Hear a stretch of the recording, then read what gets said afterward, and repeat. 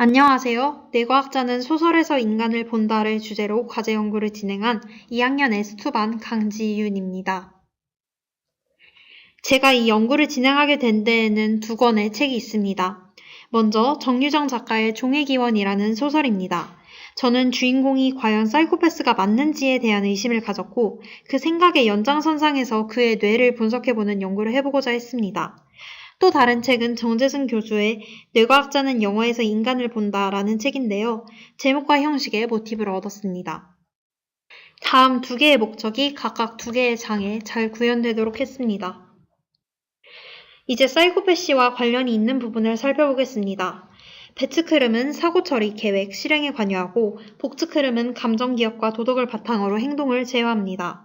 복측 흐름이 배측 흐름보다 훨씬 일찍 발달해 복측 흐름 활동이 부족하면 사이코패시 패턴을 발견할 수 있습니다. 복내측 전전도 피질이 손상되면 도덕적 판단 능력이 흐려지고 정서 자극에 자율신경계 흥분이 덜 일어납니다. 아나전도 피질은 도덕성, 상과 벌의 계산, 공감, 고통 판단에 관여합니다. 사이코패시 점수가 높을수록 복측 흐름의 활성이 더 낮게 나타나며 사이코패스 뇌에서 아나전도 피질, 복내측 전전도 피질과 편도체의 연결을 표시했을 때 그 연결이 정상인보다 감소되어 있습니다. 전대상 피질은 뇌의 오류 방지 시스템 역할을 하고 편도체는 감정, 스트레스, 불안과 관련이 있으며 도덕적 제동장치 역할도 합니다. 자세한 내용은 뒤에서 다루겠습니다. 다음은 모노아민 산화효소입니다. 시냅스에서의 신경전달 물질 수준을 적절하게 유지하는 분해 효소인데요. MAOA를 적게 생산하는 MAOA-L 유전자가 워리어진, 전사 유전자라고도 불립니다. 하지만 이 유전자를 보유했다고 해서 반드시 공격적인 것은 아닙니다. 이 유전자가 환경적 요인과 상호작용해 학대의 환경에서 양육될 경우 전사 유전자 보유자가 반사회적 문제를 일으킬 확률, 높은 공격성을 보일 확률이 커지는 것이죠. 책에서 편도체에 불이 들어오지 않았다고 명시한 것을 분석의 출발점으로 삼아 공감, 정직, 공포 조건화의 측면에서 분석해 보았습니다. 편도체는 공감에서 매우 중요한 역할을 하는데 편도체 손상 환자는 다른 사람의 얼굴에 나타나는 공포의 감정을 인식하지 못한다고 합니다. 한유진도 역시 공감 기능이 부족한 것이 소설에 잘 드러나 있었는데요. 한편으로 다른 사람의 공포의 감정은 잘 읽어냈습니다. 그래서 약간 어긋난 서술이라고 생각합니다. 다음은 도덕성 중에서도 특히 정직과 관련된 부분입니다. 유창하고 죄책감 없는 거짓말은 사이코패스가 드러내는 대표적인 특징인데요. 한유진도 역시 이를 잘 보여주고 있었습니다. 마지막으로 공포 조건화입니다.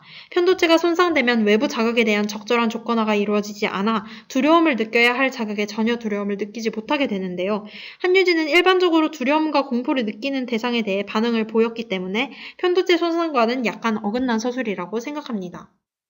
하지만 이 유전자를 보유했다고 해서 반드시 공격적인 것은 아닙니다. 이 유전자가 환경적 요인과 상호작용해 학대의 환경에서 양육될 경우 전사 유전자 보유자가 반사회적 문제를 일으킬 확률, 높은 공격성을 보일 확률이 커지는 것이죠. 그리고 소설 속에 드러난 약물의 부작용이 항정신병 약의 대표적인 부작용들에 해당하는 것을 확인하여 리모트는 아마 항정신병 약의 한 종류가 아닐까 판단합니다.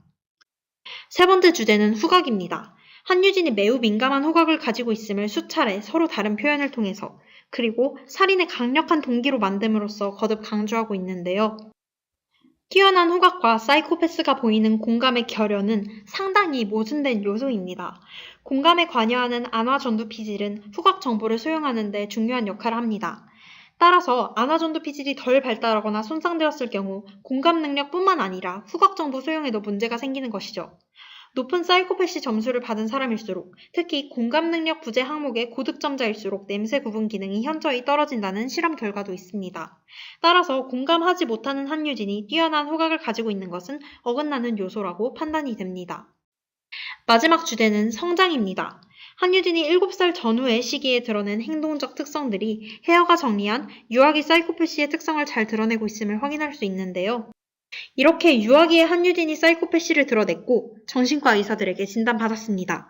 아마 그의 유전자에는 사이코패시가 새겨져 있을 수도 있겠죠. 하지만 모든 사이코패스가 한유진처럼 살인자가 되는 것은 아닙니다. 이것은 유전자와 환경의 문제를 연구하는 후성유전학의 개념을 통해 이해할 수 있습니다. 안 좋은 유전자를 가지고 있다고 하더라도 그 유전자의 발현 여부에는 성장 환경과 외부 스트레스의 영향이 매우 큽니다. 또 감정의 뇌에 충동적이고 부족한 면이 있다고 해도 성장기에 대뇌에서 종합적인 판단 능력이 강화되면 얼마든지 잘 조절될 수 있습니다. 결국 환경의 영향과 인간의 극복 노력에 의해 복잡하게 결정되는 것이지 유전자만으로 설명되는 것은 아니라는 것이죠. 그 대표적인 사례가 바로 제임스 펠런입니다. 그는 다른 사이코패스들처럼 감정인식 능력이 결여되어 있었지만 살인자가 되지 않았습니다. 그는 그의 저서 괴물의 심연에서 가정적 양육 환경이 본인을 살인자가 아닌 정상적인 사람으로 만들었다고 이야기하고 있습니다. 그렇다면 한유진은 제임스 펠런과 같이 가정적인 양육 환경에서 자랐을까요? 다음은 자신의 성장에 대한 한유진의 서술입니다. 위의 서술을 모두 신뢰할 순 없지만 어머니가 키우는 것이 아니라 구속한다는 내용이 반복된다는 점, 엄마 김지원의 일기에서 본인이 먼저 두려움을 느끼고 약물과 구속의 채찍으로 다스린 점으로 보아 최선의 양육 방식이라고 보기는 어려울 것 같습니다. 그렇다면 한유진이 제임스 펠런의 가정과 같은 환경 속에서 자랐다면 살인자가 되지 않았을 수도 있었을까요? 그 결과는 아무도 모르지만 결과가 지금 같지는 않았을 것이라 생각합니다. 과제 연구를 하면서 생각을 많이 했습니다. 사람은 뇌의 작동기계인가?에 대한 물음입니다. 저는 저일까요? 아니면 뇌일까요?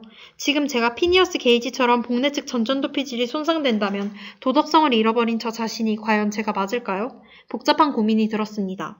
그렇다면 이렇게 뇌의 손상을 가진 사람이 범죄를 일으켰을 때 사회에선 어떻게 받아들여야 할까라는 조심스러운 의문이 들기도 했고요.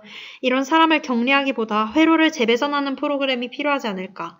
그리고 치료가 어려운 사이코패시도 어릴 때부터 리와이어링 하려는 노력이 꼭 필요하겠다는 생각을 했습니다. 그런 측면에서 커넥토믹스의 역할도 중요할 것 같습니다.